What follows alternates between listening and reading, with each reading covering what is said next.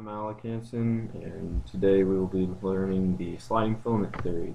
So we have our sarcomere, which is the muscle fiber itself.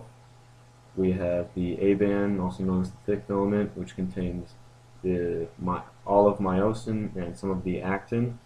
And then we have the I-band, which is the thin filament, which contains the rest of the actin, the Z line, and then the next part of the actin up until the next piece of myosin.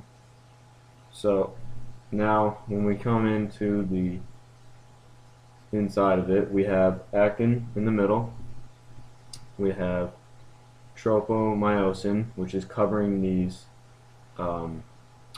myosin binding sites. We have myosin, and then we have a myosin head.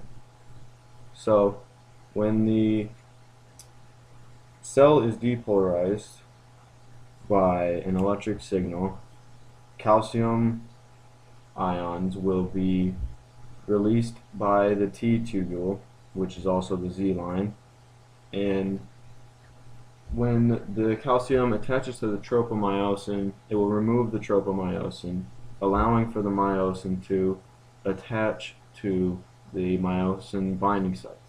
When this happens, the ADP, which is on top of the myosin heads, their energy will be used, which then breaks them down into AMP and phosphate.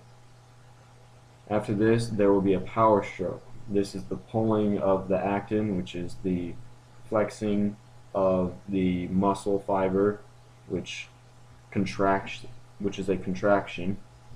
So then ATP, so the myosin is stuck to the myosin binding site. So now ATP has to come in and break the myosin from the myosin head. When this happens, it will be broken down into ADP and phosphate. So then the cell will then be polarized. Once the calcium leaves, the cell will be polarized again, and the tropomyosin will eventually cover up the binding sites once again. You will also have the actin sliding back into its original position.